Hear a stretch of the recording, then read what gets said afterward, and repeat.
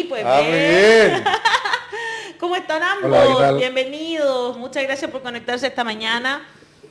Estábamos bien impresionados nosotros, voy a decir la verdad, desde aquí, queridos ambos, con la entrevista de El Clarín. O sea, yo sabía que los argentinos son súper nacionalistas, extremadamente nacionalistas, algún público argentino, pero de verdad, el inicio de la entrevista de El Clarín, hay que decir que Boric también le dio una entrevista a Página 12 para que no nos acusen después de no decirlo, que es un diario sí de izquierda, pero El Clarín es un diario muy de derecha y parte así, ¿ah? La primera pregunta, chiquillos. Argentina y Chile comparten el conflicto de los mapuches y los supuestos mapuches en el sur. No sé, ustedes dos, por ejemplo, son inventos, son hologramas, yo no los estoy viendo, no existen. Bueno, eso es lo que dice Canal 13 también. Canal 13 puso un debate muy fuerte en el gobierno entre Luis Casiches y Monsalve sobre la existencia del supuesto mapuche. Ah, sí. Mira, Miércoles, interesante. ya, ok. Sí, ahora no, yo creo que ellos se equivocaron porque querían poner el supuesto terrorismo mapuche, pero lo que dice textual es maravilloso en la página, los supuestos mapuche. Ahora, el tema es si ustedes existen como pueblo o existen en punto. Quizás son como espejismo. No los estamos viendo realmente. Quiero una respuesta real. ¿Ustedes existen o no? Necesitamos que hablen para escucharlos. Ahí están, existen. Sí, existen, muy bien. Oye, ¿se esperaban ustedes estas últimas, cómo decirlo, polémicas finalmente que estamos teniendo con el otro lado de la cordillera? ¿Alguna vez esperaron que esto sucediera? Parto con Pedro desde su mirada de lo comunicativa, digamos, de la comunicación. Hola, ¿qué tal? Alejandra, el resto de los panelistas, Peñi Sergio, Marimari Peñi. Marimari Peñi. Bueno, el periodismo en Argentina no es muy distinto a lo que pasa en Chile. Hay un desconocimiento ahí bien brutal sobre la propia historia nacional argentina. Dudo que los colegas repasen su propia historia y eso hace que existan opiniones tan desafortunadas y a veces ridículas como esta que plantea que los mapuches no somos originarios de ese territorio y somos más bien invasores de acá del lado chileno. Ojo con Canal 13 argentino, ¿Ya? porque ahí trabaja nuestro nunca bien ponderado colega Jorge Lanata, y él ha iniciado hace mucho tiempo ya una campaña contra los indios truchos del sur.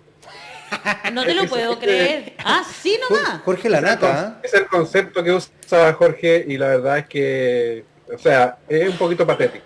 Indios truchos del sur. Imagínate. Y en ese sentido, Sergio, como historiador, danos un pequeño barniz respecto a efectivamente la situación, porque se genera un conflicto bastante particular con los dichos de la ministra Siches respecto al Gualmapu, entendiendo que el Gualmapu es un territorio que abarca efectivamente desde el Biobío al sur, tanto lo argentino como lo chileno en sus inicios. Después, por razones geopolíticas, se divide Argentina y Chile.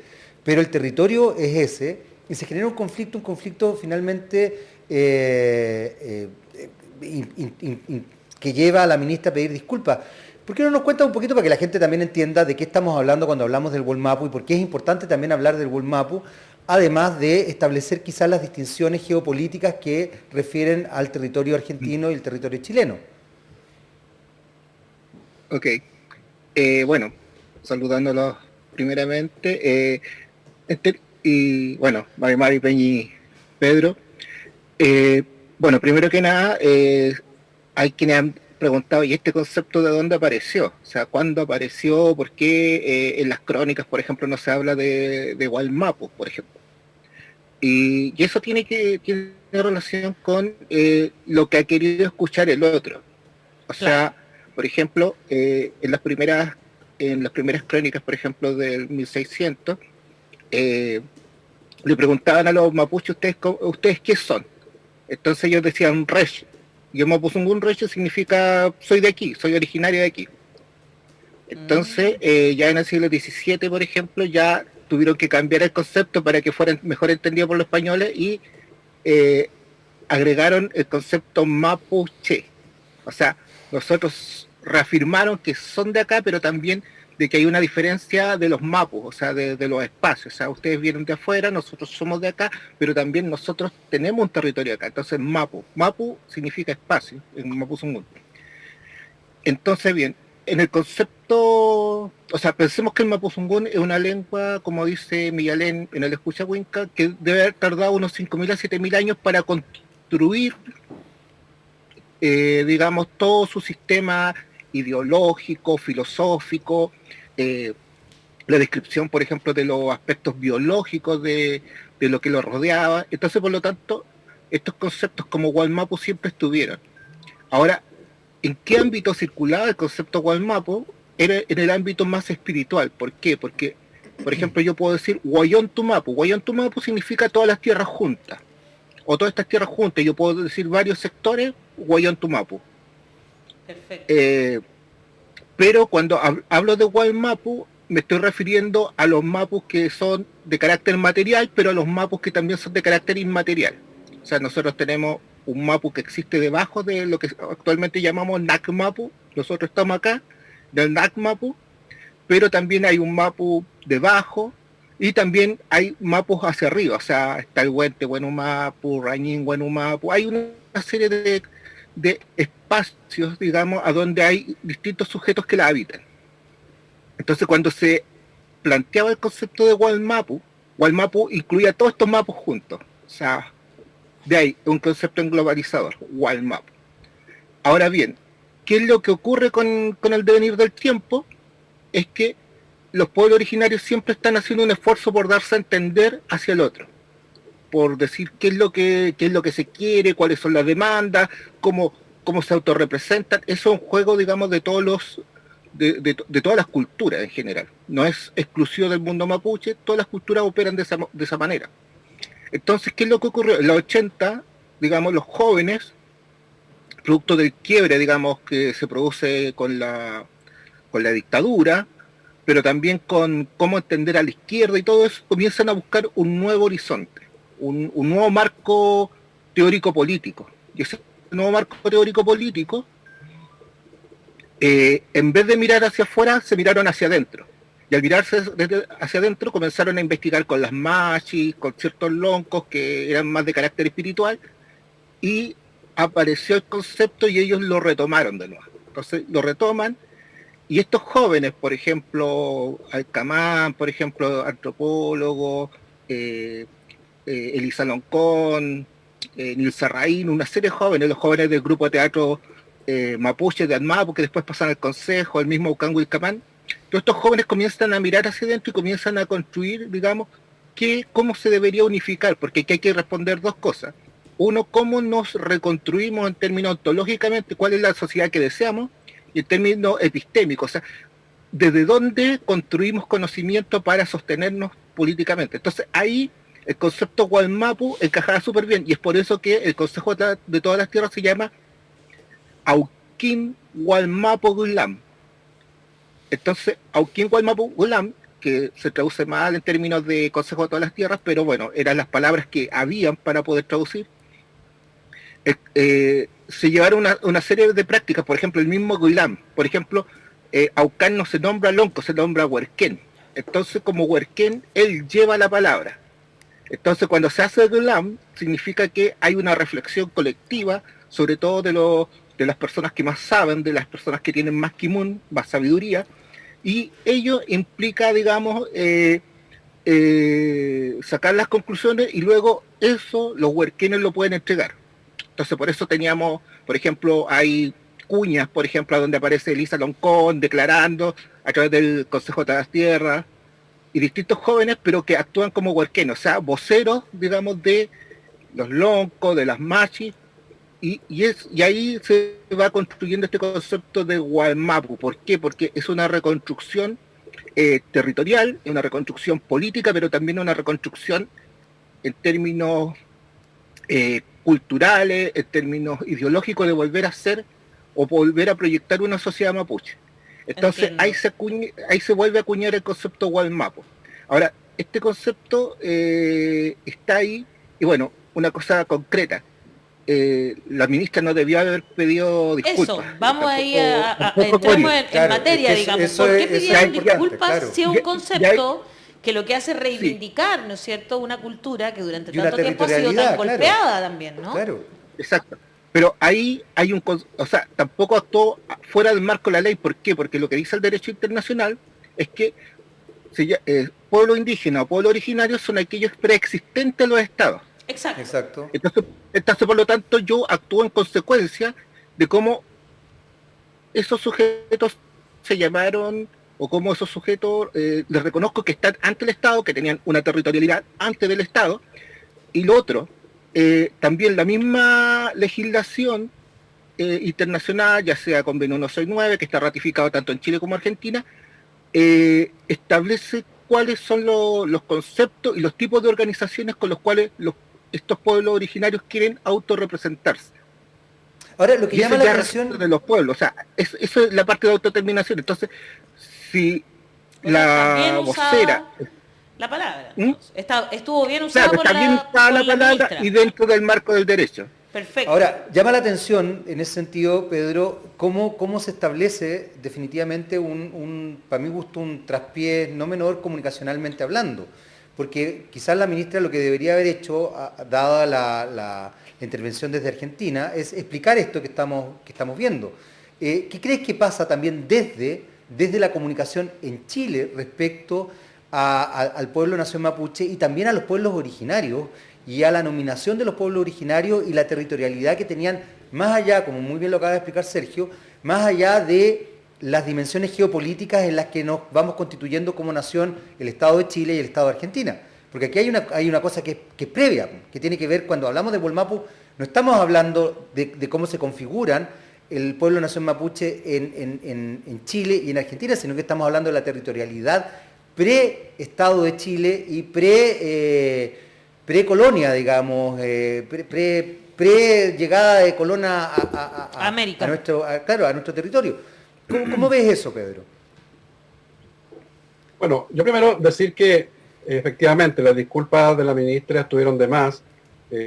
Hubiera sido mucho más interesante que ella hubiera hecho pedagogía Exacto. de un concepto que es nuevo para el mundo no indígena.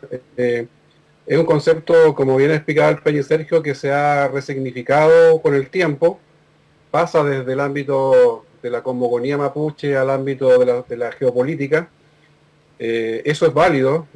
Los pueblos, las naciones y sus lenguas son dinámicas y van resignificando conceptos. Y este concepto de Walmapu es un concepto muy interesante. Hunde su significado en la cultura más profunda de nuestro pueblo. Entonces, yo creo que la ministra debió más bien haber hecho pedagogía y haberle explicado a los hermanos argentinos, con los cuales queremos tener siempre la mejor de las relaciones, que se está hablando de un territorio que existió en el pasado y existe todavía. La población mapuche argentina es bastante numerosa y los mapuches somos el pueblo indígena más grande de Argentina, y no solamente el más grande en Chile.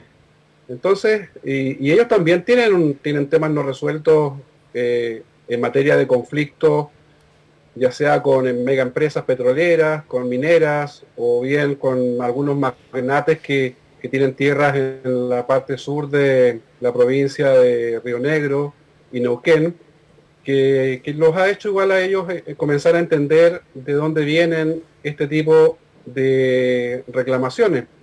Ahora, el desafío es gigante, porque estamos hablando de que la sociedad no indígena entienda nuestros conceptos que nos hablan del territorio. Walmapu es uno y es el más, digamos, globalizante que tenemos, pero los mapuches nos caracterizamos por ser muy buenos para nombrar las cosas.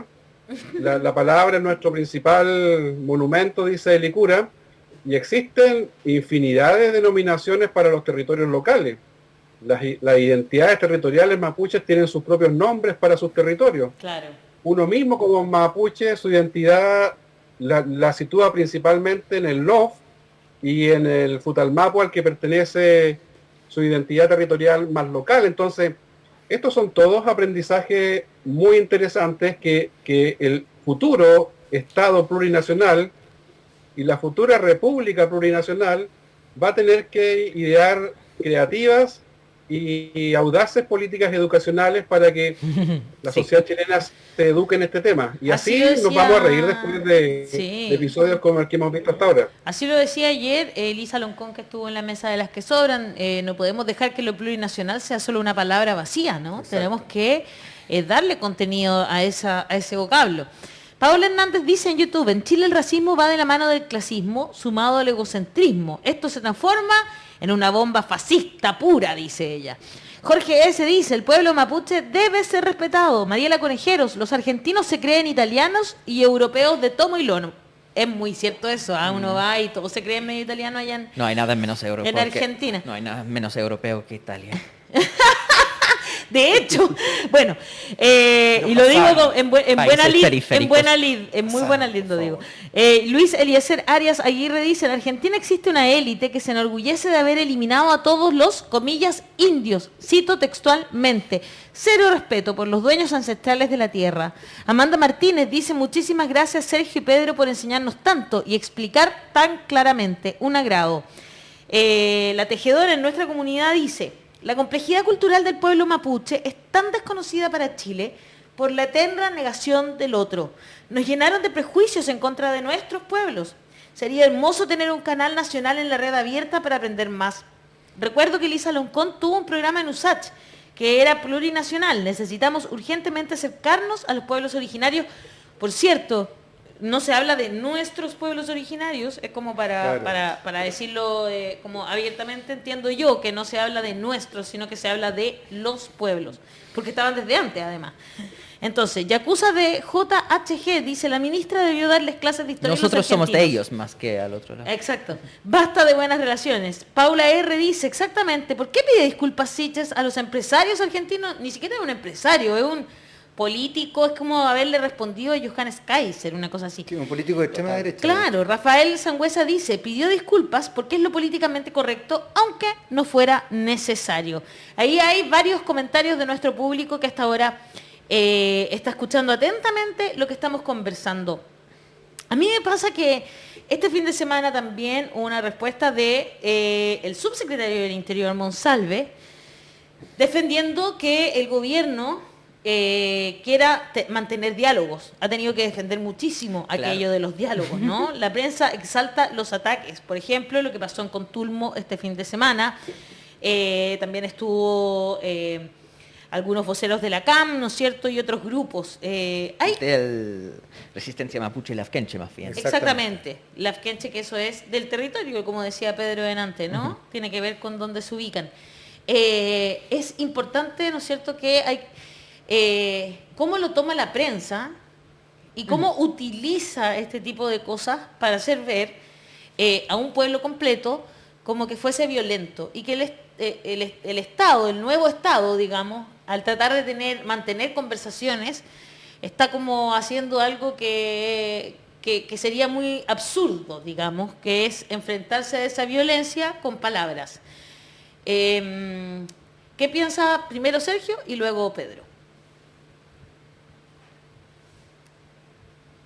Sí, bueno, hay varias cosas que resonaron sobre lo que tú mencionaste. Por ejemplo, el sentido, por ejemplo, en Argentina hay un orgullo, digamos, de haber del genocidio que se realizó con los pueblos originarios allá. O sea, allá existieron campos de concentración, existieron fosas comunes, existieron matanzas, mucho más que en la ocupación de acá. O sea, y posterior a ello, la mayoría de los militares, o muchos militares, publicaron sus memorias sin censura de lo que habían hecho, sintiéndose orgullosos de, digamos, de las matanzas que provocaron y todo eso. Chuta. O sea, allá, por ejemplo, yo puedo ir a una librería de libro usado y puedo encontrar un montón de diarios de la época, a diferencia de acá en Chile. O sea, acá en Chile fueron, o sea, si yo hiciera una medida, digamos, de cuánto es la publicación, en Chile creo que hay como un 5% de lo que escribieron los militares allá, o sea, sintiéndose orgullosos. sea, en Chile tenemos muy pocas crónicas militares sobre lo que ocurrió. Entonces, hay un sentido, digamos, de que allá se asumió, digamos, como un proyecto civilizatorio a ultranza. Entonces, por lo tanto, allá el tema de extirpar los indios funcionó así. O sea, de hecho, ni siquiera les reconocieron territorio. O sea, en el caso mapuche, por ejemplo, las comunidades que sobrevivieron en la cordillera, casi escondidos. O sea, por ejemplo, de a poco fueron bajando y reasentándose de nuevo. O sea, como les mencionaba, hay campos de concentración, hay Qué libros que se han terrible. hecho gracias a estos campos de concentración, Le Maniche, por ejemplo. O sea, más parecido a O lo que sea, pasó en Canadá que lo que pasó en sí, Chile, no, como más hay, genocidio, allá muertes. fue brutal, pero aparte se sentían orgullosos. Chuta. O sea, eso es lo complicado, que allá se sentían orgullosos de haberlo hecho. O sea, no es como acá que, por ejemplo, en algunas crónicas, por ejemplo, hay reflexiones acerca de que si esto estuvo bien o mal. O sea, Exacto. incluso el propio Cornelio Saavedra en el 69 se pregunta si acaso la guerra llevada, digamos, por estos términos, tendrá alguna vez una paz durable o una obediencia de los indios. O sea, si le estamos quemando los ranchos, le estamos matando sus animales, o sea, alguna vez va a haber paz. Acá se preguntaba Saavedra en el 69, en una carta que está dentro, digamos, de las memorias ministeriales que llegaron al Congreso. O sea, es una carta que conoció el Congreso en su época, en 1870. Entonces, ojo con eso. O sea, acá hubo un poco más de pudor, entre comillas, Claro. de no exaltar tanto los crímenes que se realizaron, a diferencia de Argentina. Esa es una primera cosa. Wow. Y lo otro, para darle la palabra a Pedro, eh, actualmente hay dos situaciones muy interesantes. Uno, una situación de querer aprender más de lo que son la historia de los pueblos originarios. O sea, en eso uno lo palpa concretamente. Yo creo que Pedro le deben estar llegando mensajes en redes sociales de si puede dar una charla, a nosotros nos piden charla. O sea, hay un interés por aprender más desde el mundo chileno. O sea, yo creo que eso uno lo palpa y que ha ido en crecimiento. O sea, hay un interés, digamos, por un gran sector, digamos, de poder conocer más sobre los pueblos originarios.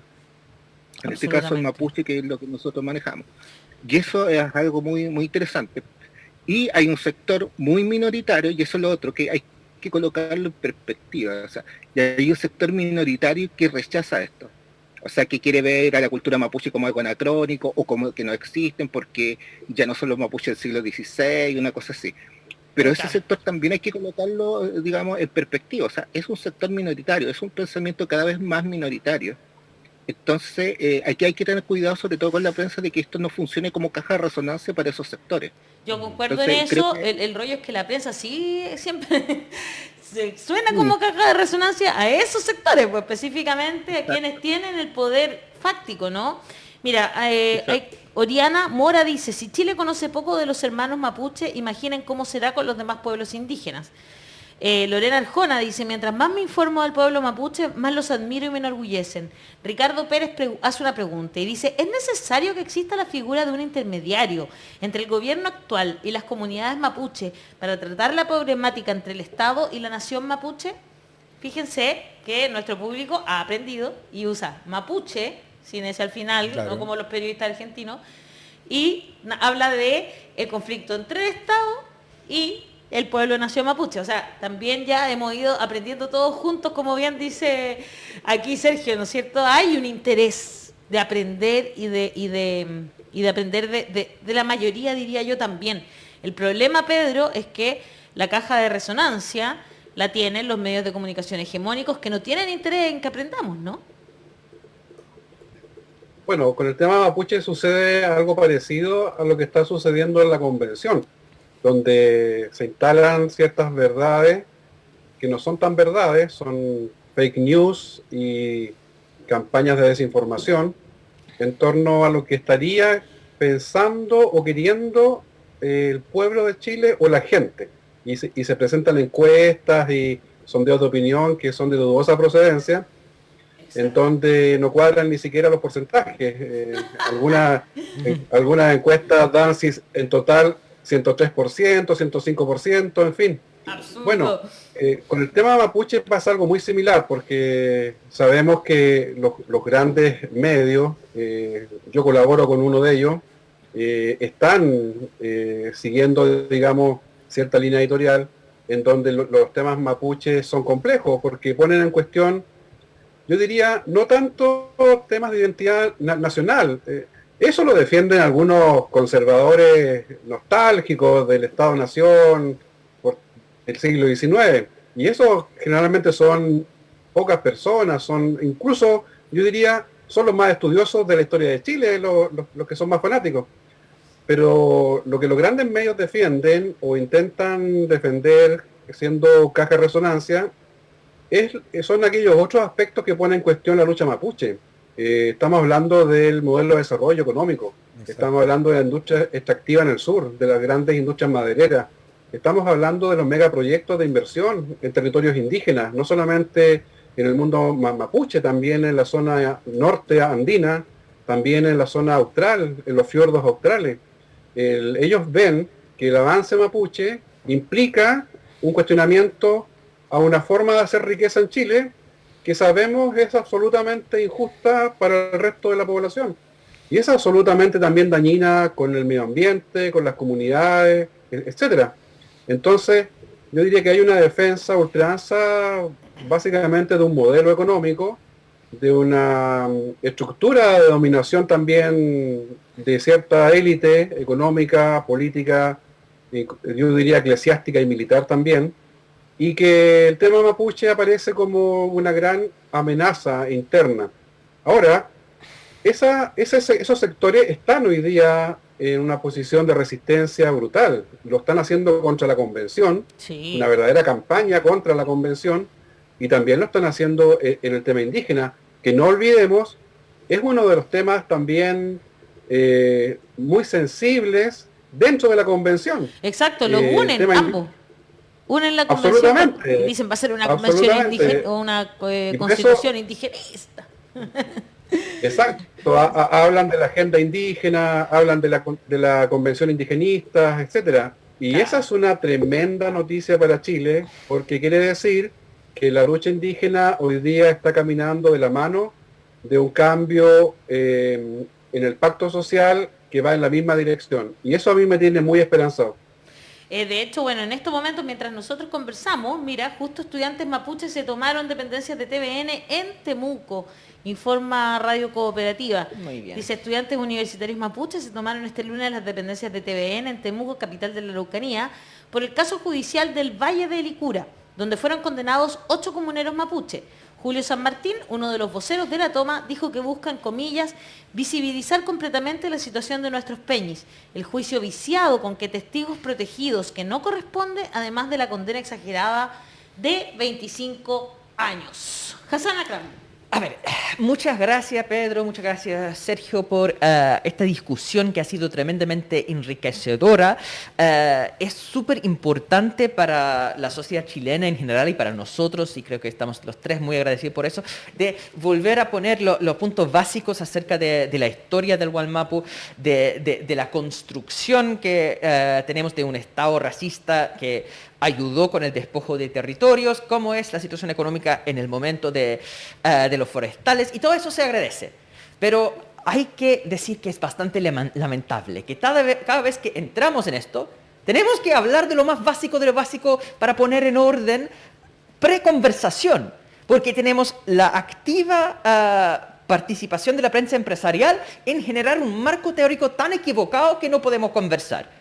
Pero está pasando algo real en la política. No hemos podido conversar del presente y del futuro. Porque dan tantas mentiras y tantas estupideces sobre el pasado que no podemos conversar del futuro antes de hacernos cargo de toda esa cosa. Entonces se agradece esto. Pero llegando a esto, ¿cuál es la realidad del momento? O sea, que existen en estos momentos distintas comunidades mapuches que están en varias situaciones de resistencia y de negociación al final de supervivencia frente al Estado chileno. ¿Ya? Y lo que promete el gobierno de Boric y la ministra Isquia Siches es empezar a entablar un diálogo con esas distintas comunidades que tienen una heterogeneidad enorme. Súper como breve para decir en asterisco, ojo, que eso es súper normal.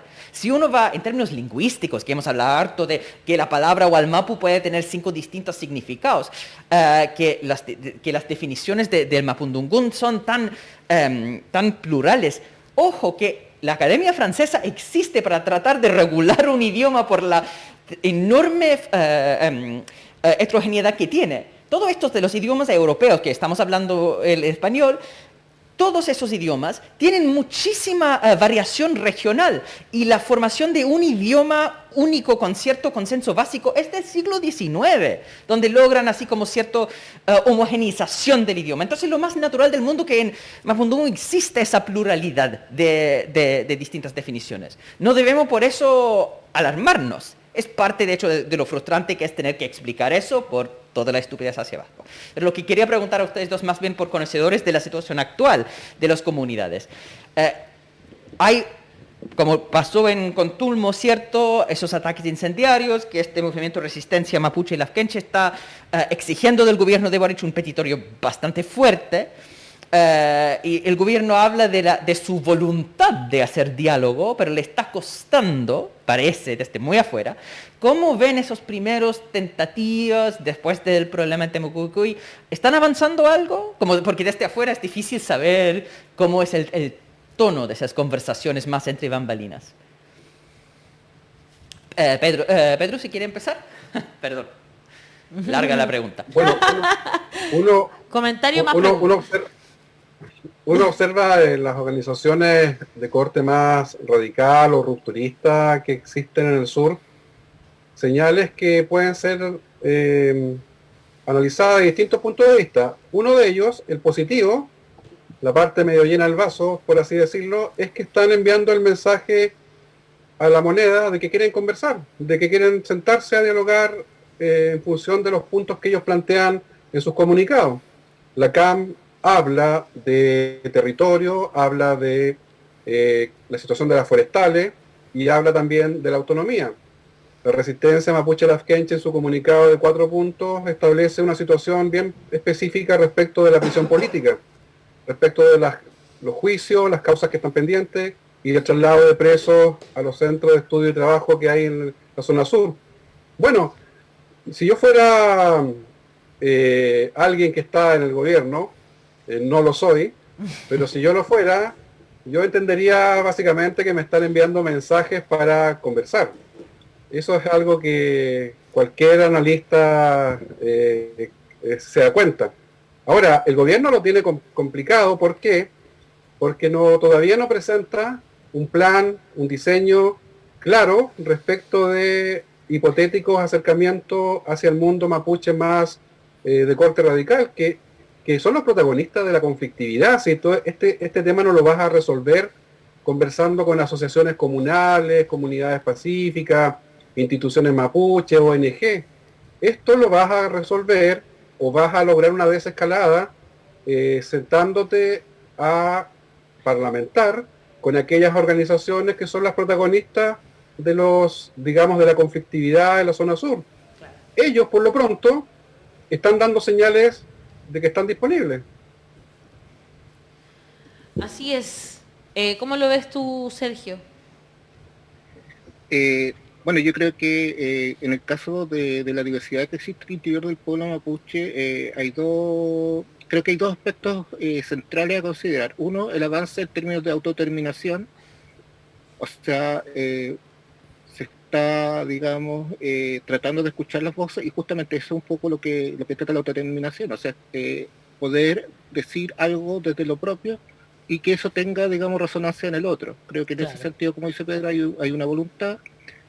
Obviamente, como también lo señala, ahí no está claro cómo van a ser esos procesos, no hay una propuesta clara, pero tampoco ahí yo creo que también en el caso de las comunidades de conflictos también deberían generar una propuesta, digamos, de acercamiento un poco más concreta, no solamente planteando los puntos, sino también señalando cómo se va a dar esta discusión, una mesa, algo concreto de qué es lo que cómo se institucionaliza el diálogo. Creo que es el punto más concreto, o sea, cómo se institucionaliza el diálogo bajo qué marcos y cuáles son las expectativas, digamos, de esa, o qué es lo que podría resolver en términos concretos en el corto y mediano plazo. O sea, por ejemplo, hay muestras como salidas dominicales que están apareciendo en este último tiempo. En ese sentido creo que el gobierno tiene es un gobierno bien voluntarioso en ese sentido. Ahora, el futuro, que es un poco lo que tendríamos que estar discutiendo, es cómo se proyecta, digamos, o cómo ensanchamos este caudal para la autodeterminación. O sea, cómo el día de mañana, por ejemplo, profundizamos esta discusión de, bueno, cuál va a ser la forma de construir autonomía regional, digamos, existiendo pueblos originarios y chilenos, cómo va a ser esa convivencia en términos estructurales, institucionales. Creo que eso es algo que está haciendo digamos, los constituyentes, pero que hay muy poca discusión hacia afuera sobre eso. O sea, Sí. por ejemplo, claro, o sea, como se ha mencionado muy bien, claro, la agenda lo está ocupando este concepto del indigenismo. O sea, cada entrevista que vemos a un constituyente de derecha, lo primero que sale diciendo es el indigenismo. Quiero hacer un paréntesis con el indigenismo. Eso. El indigenismo en Chile, ojo, va de la mano de Ibáñez. Ya. O sea, el indigenismo estatal surge con Ibáñez, no surge de la izquierda, no surge con Ibáñez. O sea, y la Corporación Araucana, que estuvo muy presente en el gobierno de Ibáñez. Y él crea lo que se llamó la Dirección de Asuntos Indígenas, el DACIN. Entonces, ojo, el indigenismo estatal, por decirlo así, como ente de desarrollo, porque el indigenismo es una respuesta estatal que nace en México con Lázaro Cárdenas y se traslada a Chile.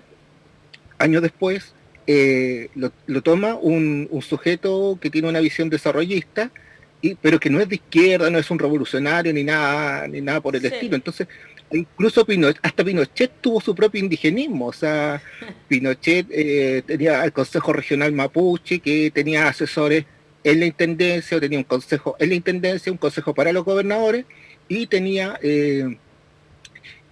asesores en las comunas. O sea, estaban los consejos regionales, los consejos gubernamentales, o sea, de gobernación, y los consejos comunales mapuche. Mira. O sea, y hay políticas, digamos, que tuvieron que ver con escuelas, con el desarrollismo hacia el mundo rural indígena.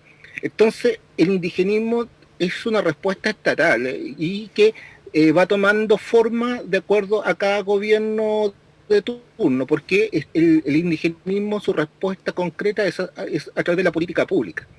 Y volviendo a la pregunta inicial, claro, lo que en el fondo estamos extrañando es cuál va a ser la política pública del presidente Boric. Eso es como que está todavía en ascuas. Claro, o sea, como que van a hablar, pero no llevan una propuesta así concreta. Exacto. Claro, Nos dicen, ¿qué va a estos pasar son los con, puntos. claro, ¿qué va a pasar por ejemplo, con el tema de la compra de tierra? ¿Qué va a pasar, por ejemplo? Claro, que es relevante para las comunidades. Exacto. Pero ¿Qué no va a hay pasar con la deuda histórica? Vamos a comenzar en algún momento a hablar de la deuda histórica, vamos a crear un comité para evaluar el tema de la deuda histórica, como se han hecho en otros países.